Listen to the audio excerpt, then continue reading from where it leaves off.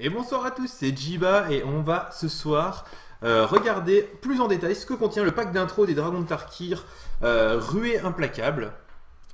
Voyez comment qu'il est implacable ce dragon. Ce dragon, c'est lequel? C'est le Maraudeur Elfoudre. C'est toujours assez délicat, une vidéo d'unboxing. Alors je vais essayer un nouveau truc aujourd'hui. Je vais vous ouvrir les decks. Et en plus, nous allons les mettre sur la table pour essayer de voir ce qu'il y a dedans, mais carte par carte. On va faire la courbe de mana. Disons, il est résistant ce pack d'intro Ruée Implacable. Alors, la boîte, le deck, il y a toujours plein de choses derrière, c'est toujours un petit peu le tour de magie derrière. Hop, un faux fond inspiré par Gérard Majax. J'ouvrirai les boosters juste après. Je vais ouvrir ça. Alors j'imagine, si je trouve l'ouverture facile, j'imagine que rouge-noir ça va être un deck plutôt agressif.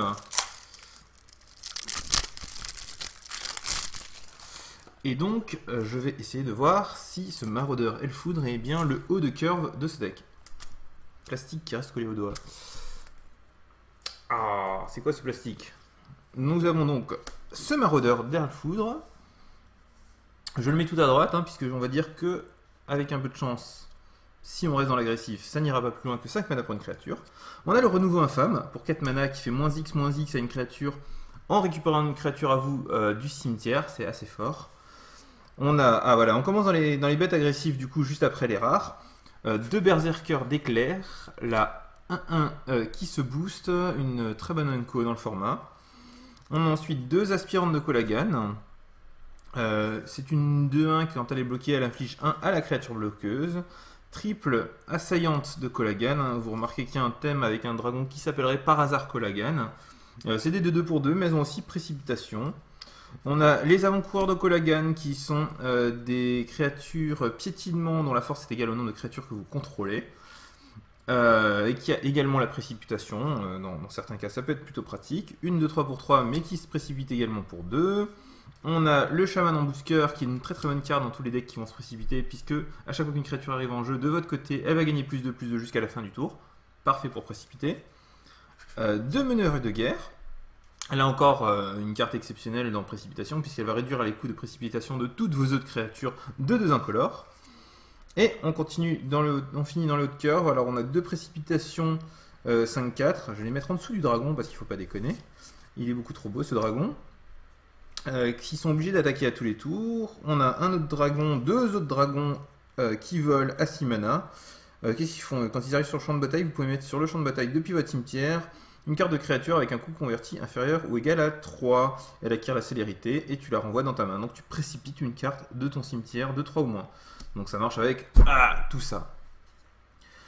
Pour fixer un peu sa mana, une étendue sauvage d'Emilien Wild. Des montagnes, des swamps, pas de grosses surprises là-dessus. Et on attaque les spells. On a une contrainte pour aller voir ce qui se cache dans la main de votre adversaire. Un cri de vis langue. Alors ça fait que que votre adversaire perd un point de vie par créature attaquante que vous contrôlez et vous gagnez un point de vie par chaque créature attaquante que vous contrôlez. C'est bien dans un deck agressif, j'imagine. Je n'ai pas encore pu tester cette carte, je ne sais pas si c'est vraiment si bien que ça. En tout cas, en draft et en sealed, j'ai toujours hésité et éviter de la jouer. Une fiole de feu de dragon, ça se sacrifie, ça colle 2. 2 secousses d'impact, ça fait qu'à chaque fois qu'une créature arrive en jeu sous votre contrôle, vous pouvez mettre 1 à une cible créature ou joueur. Ah pardon, à chaque adversaire, pas de créature. 2 voiles lancinantes, donc vous défaussez d'une carte, vous piochez 2. 2 éclairs jumeaux, vous mettez 2 répartis comme vous le souhaitez. Un terrassé, détruire une créature de force 2 ou moins. Une invocation de Vislang, l'adversaire ciblé sacrifie une bête. Si vous avez un dragon, vous gagnez plein de points de vie. Double -4/-4 et un petit monument de Colagan, donc encore un fixeur de plus. Donc effectivement, on a un deck relativement agressif. Alors forcément, c'est un deck préconstruit, mais que c'est pas non plus un deck très très cher. Donc on a peu de rares dedans, on en a 2, ce qui est déjà pas mal. Je tiens à vous rappeler d'ailleurs que les dragons présents dans tous ces packs d'incro sont foil premium et ont un dessin alternatif que vous retrouverez uniquement dans ces packs là, ce qui est pas rien. Et on a une curve qui aurait pu être un peu plus basse, ou en tout cas avoir un peu plus de créatures, un peu moins de sorts. On a des sorts qui sont pas forcément exceptionnels comme le monument du dragon ou la fiole dans agressif. Secousse d'impact, j'y crois très moyennement.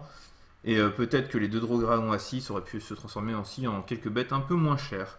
Mais dans l'ensemble, c'est pas trop mal. On a surtout les Unco qui sont vraiment très très forts dans ce genre de jeu. On va ouvrir les petits packs dragons qui vont avec. Voyons voir ce qu'on chope là-dedans. Un dragon token, c'est normal, hein, on joue un jeu dragon. Une île, ça va pas trop rentrer dedans. Un tueur de dragon caché qui ne rentrera pas dans ce deck là. Là j'ai une 2, hein. Tiens, allez, on va la rajouter. Plus 1, plus 0, initiative, ça passerait mieux que pas mal de spells. Ça, je ne les mettrai pas. Ah, peut-être 2 tokens 1, hein, ça pourrait rentrer. Qu'est-ce qu'on a d'autre qui pourrait rentrer dedans? Un autre dragon à 6, mais ça m'intéresse pas spécialement.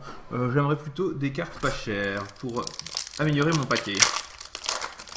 Mon autre booster. Ah, ceci n'est pas un beau token, c'est un marais. Une foil, mais qui ne rentre pas dedans.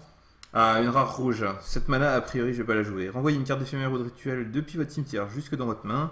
Elle inflige à chaque créature que vos adversaires contrôlent autant que son coût converti de mana et vous exilez la vision volcanique. Et bien, c'est sûr qu'il sera pas dans ce deck-là. Beaucoup trop cher.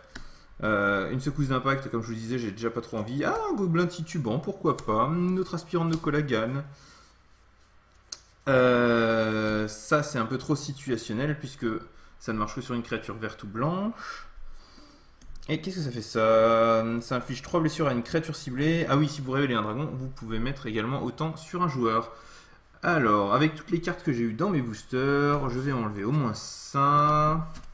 Alors ça, c'est les cartes du booster, ça je vais mettre de côté. Les terrains, je vais mettre l'autre étendue sauvage quand même en enlevant un marais.